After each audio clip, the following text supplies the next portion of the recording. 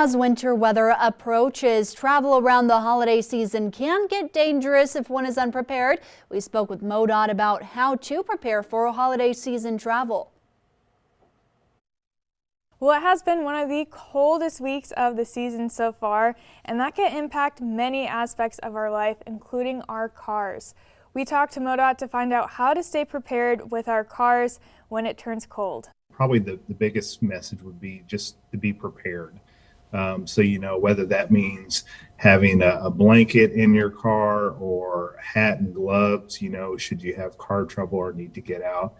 Just sort of knowing the type of weather and the environment that you're going to be running into and making sure you have a plan. As winter weather approaches, travel can begin to become dangerous if one is unprepared. As millions of Americans gear up for a holiday commute, Jonathan Nelson of the Missouri Department of Transportation shares his tips on traveling during this busy time.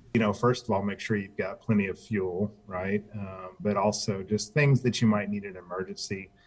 Maybe that's a flashlight, maybe that's a blanket, cell phone, certainly. Probably the biggest message I would give people, if they do find themselves stranded on the side of the road in the cold weather, is to stay in the vehicle as much as possible with your seatbelt on, as opposed to getting outside and making yourself more vulnerable to traffic that might be passing. As a large portion of the upper United States deals with blizzard-like conditions, it's important to remember that when traveling to and from your destination during the holidays, the hustle and bustle of other commuters may be equally as hazardous as extreme weather.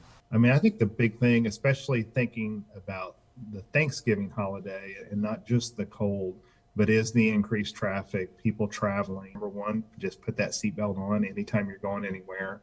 Slow down, take your time. We've all got places we want to be, but let's get there safely. And then certainly paying attention when you're driving and never driving impaired. And thanks to Jonathan at MoDOT, us here at the station are deciding to winterize our station vehicles. We have everything he mentioned in case of a roadside emergency. We have hand warmers, de-icer, a scraper, and a phone charger. So thank you, Jonathan. We're going to make sure we know what to do if we get stranded on the road. Well, those were great tips from MoDOT, especially with all of the holiday travel coming up.